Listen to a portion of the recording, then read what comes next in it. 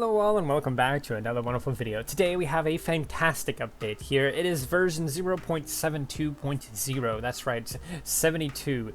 I don't know the significance of that number, but it does seem like it should be significant because we have a significant update here. First and foremost, we have multiple map saving slots now. That is something that we wanted for ages, and I honestly didn't think we would get it until after the big island update and everything like that. But we got it here. I'm going to teach you guys how to, work around that and the little nuances of that here in a moment, but I want to go through all the customization things first, since that's the first thing you see when you get into the game. So they've also added manage maps, which will help you with your multiple saved houses. Added action for that as well, so that's going to help you. And they added some commands, which you're probably never going to use these commands because you have a manage maps menu. So yeah, I don't know how useful that's going to be, but it will be useful if the menus for whatever reason aren't working for you. So that's good to have, and it's good to know these commands here. So I'm just going to keep them highlighted here. I won't go over the commands themselves, but there are commands for it now. I just think it's going to be a lot easier for people to just use the manage maps thing in their settings to do it. But anyway, they added the ability to combine front and side horns, so that's very good. They added the ability to match mismatched side horns. They added the ability to mismatch ears, mismatch wings, and you can even undo the reverting character. I will explain that in a second, but hello. Okay, so I wanted to interrupt here because I did an oof. I forgot to actually mention this, so I'm going to put it before the rest of the video. I'm going to cut in right here.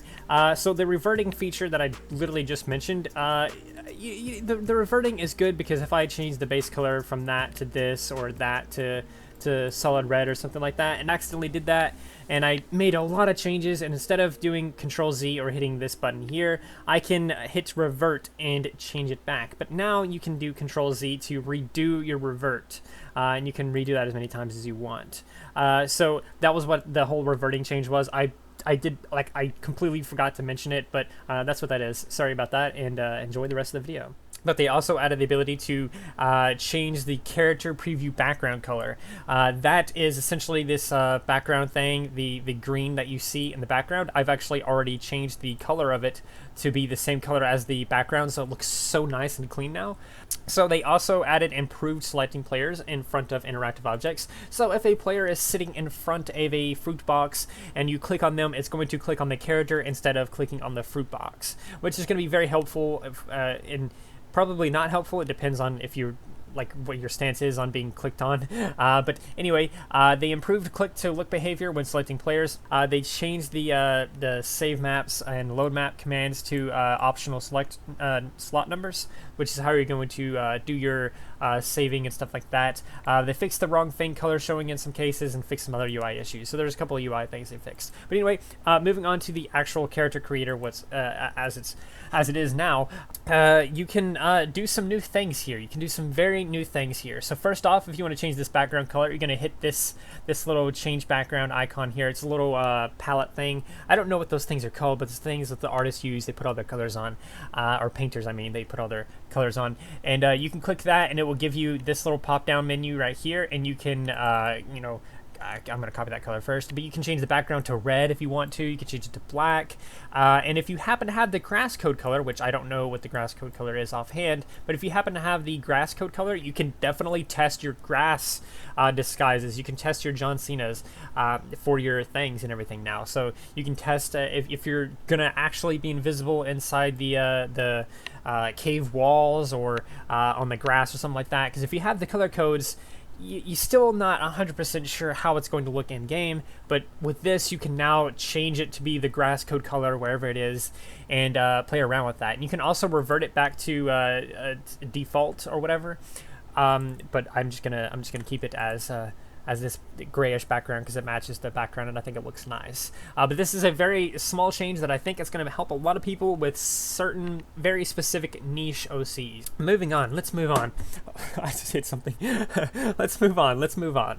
So we have front horns and side horns now. It used to be just horns. Now it's two different kinds of horns, front horns and side horns. Now the side horns are stuff like the antlers and the moose looking thing, or the antennas, those are side horns. The regular horns, the front horns, are just classic unicorn horns that just have different shapes and sizes to them.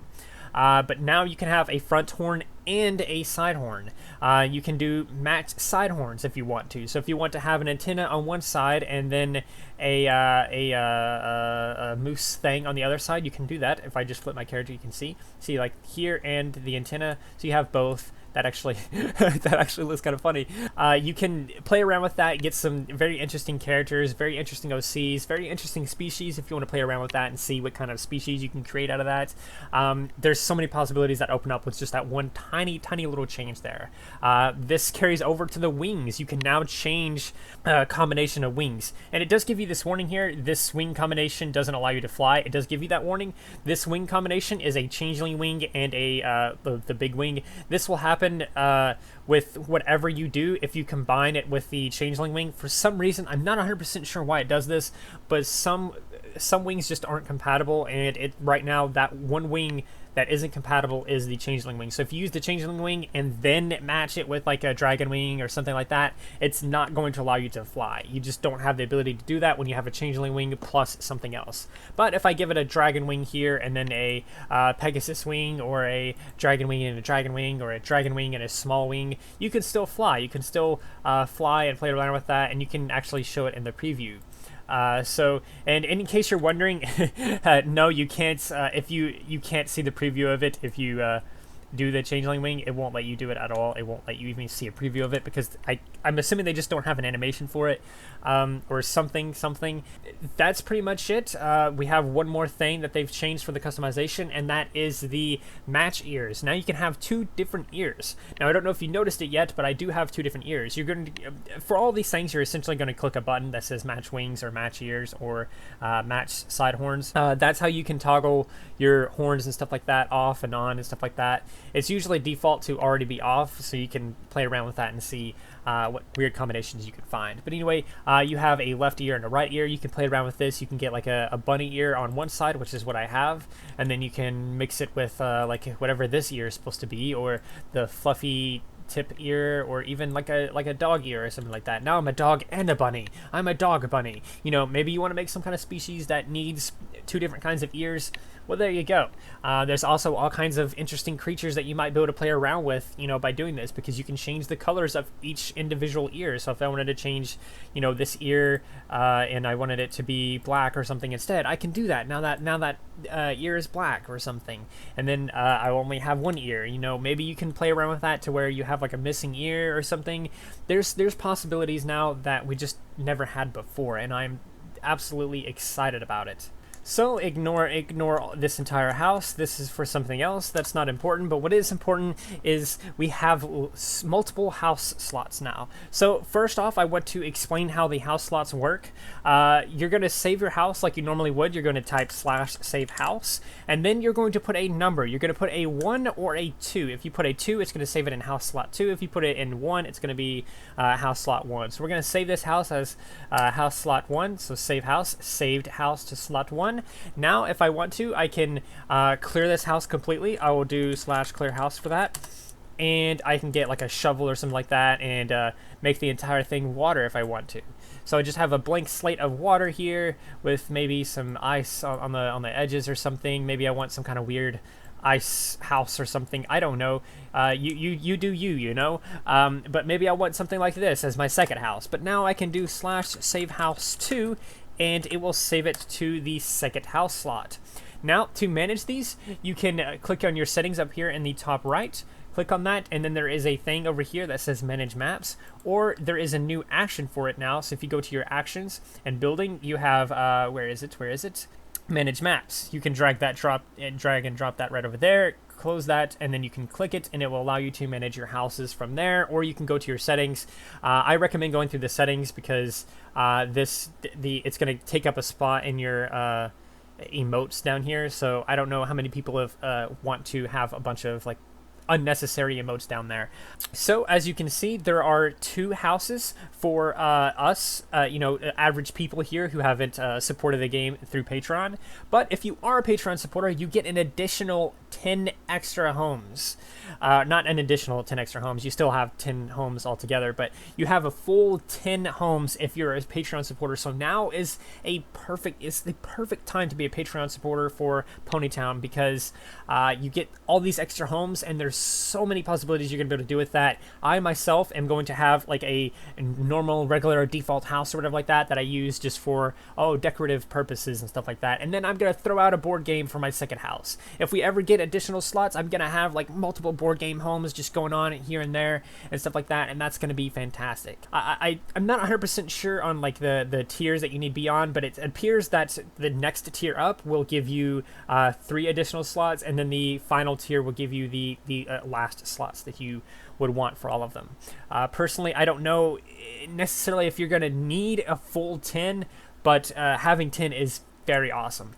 But this doesn't end here. There's still things to explain. So if you want to rename a map or give a name a map, as you can see, I've named this map. Again, don't read too far into it, but I've renamed this house. And I have this house here. It's defaulted to just be called default. I didn't name this. It's just default. But if I want to, let's say, rename default, I can click on it. I didn't mean to. Don't double click it because that will load it. But what you can do is you can click it once and then type in a name here, and we'll call this ice water, and that will be that. I will save it, and it will confirm overriding it.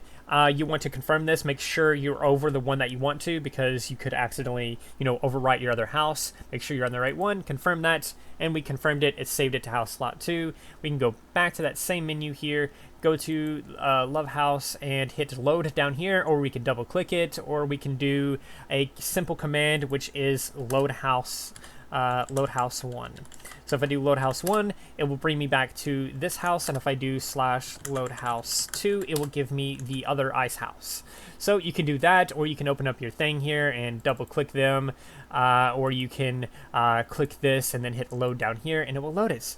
And don't worry about keeping these homes or whatever like that. You can easily delete them. You can just hit Ice Water House and hit delete, and it will delete the map. It will ask you, obviously, if you're sure you want to do that, and you confirm it, and it will be deleted. Now it won't remove it immediately, but this now, if I overwrite this and just put even more ice down or something like that, and then maybe some wood or something like that, and I try to load the house, I can't because there's nothing there loaded. So if I do /load house 2, and it won't load. Invalid slot number, available maps 1 Love House, and it just tells you your house slots that you have available. So that's essentially how this works.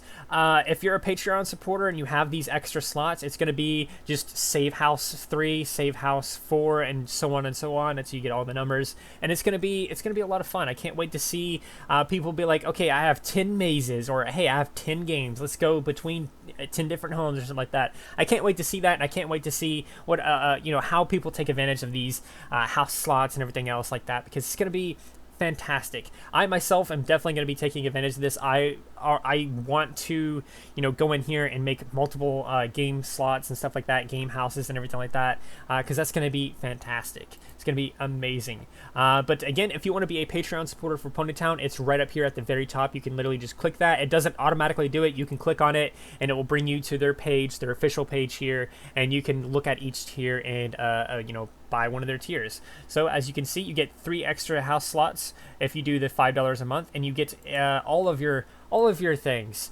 30 extra slots for party members, total of 8 extra slots for saving maps. So you get 10 full maps if you're a full $10 Patreon supporter. That's $1 per map. And if you wanted to be that full Patreon member, you can get 60 people in your party and have them in your 10 multiple homes and stuff like that. And that's going to be fantastic. I can't wait to see people that are huge Patreon supporters like that and just have so many houses and everything like that. But yeah, you don't immediately get locked in by clicking on that or anything like that. You can go here, you can kind of investigate, kind of read about it, and you know, show more on these and kind of see what you get with each of them and stuff like that. So it's gonna be a lot of fun to see what people do with these homes and everything like that. But that's gonna do it for the video. I do hope you enjoyed it. I hope you learned something, and if you did, please do like, subscribe, and share, and do all of those wonderful things, because when you do those wonderful things, you get access to wonderful content such as this. But that's not all you get. That's not all you get. You also get to become wonderful yourself, and I think we all want that. So do those wonderful things, and until next time, stay wonderful.